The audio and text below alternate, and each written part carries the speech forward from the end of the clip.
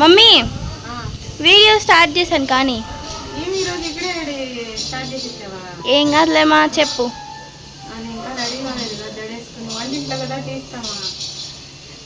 ఏం కాదులే మమ్మీ బాగానే ఉన్నావు.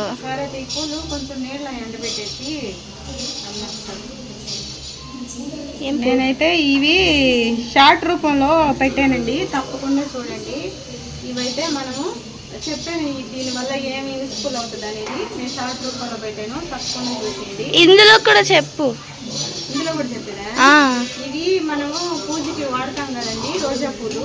వీటిని కొంచెం తీసేస్తాం కదా, తీసిన తర్వాత ఇలా రెక్కలు తీసేసి కొంచెం నీళ్ళు ఎండబెట్టేసి పౌడర్ చేసి కానీ మన ఒంటికి పేస్ట్ రుద్దుకుంటే బాగా స్మూత్గా ఉంటుందండి. తప్పకుండా ట్రై చేయండి. అంతేకాదు మనం పాయసం చేసుకుంటాం కదా, దాంట్లో కూడా 4 రెక్కలు అలా వేస్తే డెకరేషన్ చాలా బాగుంటుందండి. చాలామంది పచ్చివి రోజాలు తినేస్తూ ఉంటారు, మీకు తెలుసో తెలీదు. చాలా టేస్ట్ ఉంటాయి, తింటే కూడా చాలా మంచిది. అందుకే పాయసంలో లైట్గా అలా వేస్తారు. అదే నేను టిప్పు. ఇప్పుడైతే మన 4వ ప్రసాదం. నేను వెల్కమ్ టు ఛానల్ చెప్పలేదు, చెప్పి తర్వాత చెప్తాను. హలో అండి, వెల్కమ్ టు మై ఛానల్. అందరూ ఎలా ఉన్నారు? బాగున్నారా? మేమైతే చాలా బాగున్నామండి. మీరు కూడా బాగుండాలని మనస్ఫూర్తిగా కోరుకుంటున్నాను. మన ఛానల్ని ఫస్ట్ టైం చూస్తుంటే సబ్స్క్రైబ్ చేసుకోండి, వీడియో పూర్తిగా చూడండి. ఈరోజు మన 4వ ప్రసాదం పాయసం చేసేస్తున్నాను. అది రెడీ చేసేద్దామండి, ఎలా చేస్తాను ఏంటి అనేది. ఇప్పుడు కావాల్సిన పదార్థాలు చెప్తానండి, అవన్నీ మనకు అందరికీ తెలిసినవే, అయినా నేను చెప్తాను. ఇదిగోండి, 1 కప్పు అయితే సేమియా తీసుకున్నాను నేను. కొంచెం జీడిపప్పు, మనకి స్వీట్ తగ్గట్టు చక్కెర అండి, చూసి వేసుకోవడమేను. ఇదిగోండి పాలు మరిగిస్తూ ఉన్నాను. మనకి పాలు బాగా కాగితే టేస్ట్ బాగుంటుందండి పాయసము. ఇదిగోండి ఒక 2 స్పూన్లు అయితే నెయ్యి వేసుకున్నాను. జీడిపప్పు వేగించుకున్నాం ఫస్ట్.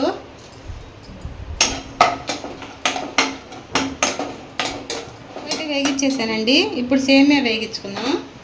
ఇందులోనైనా ఆ నెయ్యిలోనే సేమియా వేగించుకుందాం.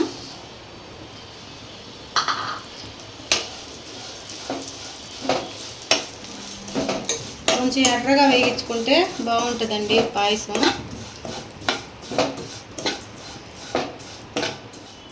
మన సేమియా అయితే వేగిపోయింది, చూడండి ఎలా వేగిందో ఎర్రగా. ఇలా వేగితే పచ్చి వాసన లేకుండా సేమియా టేస్ట్గా పాయసం బాగుంటుంది. ఇప్పుడైతే పాలల్లో వేసుకున్న సేమియాని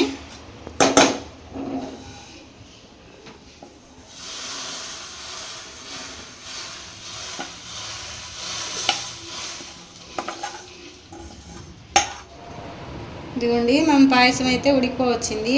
సేమియా మరి మెత్తగా ఉడకబెట్టుకోకూడదు, కొంచెం మీడియంగా ఉడకబెట్టుకుంటే బాగుంటుంది. ఇప్పుడైతే మనం చక్కెర వేసుకుందాం. నేను సేమియా తీసుకున్న కప్పుతో 1/2 కప్పు చక్కెర వేసాను.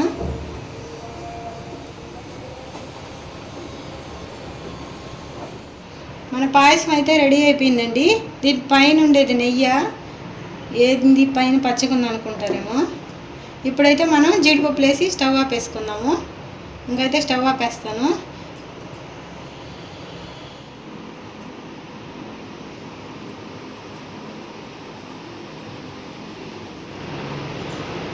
ఇదిగోండి, మన 4వ ప్రసాదం అయితే పాయసం రెడీ అయిపోయింది.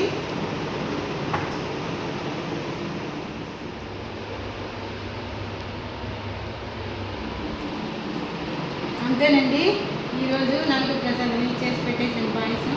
మా వీడియో మీకు నచ్చినట్లయితే లైక్ చేయండి, షేర్ చేయండి, సబ్స్క్రైబ్ చేయండి. ఉంటానండి, బాయ్.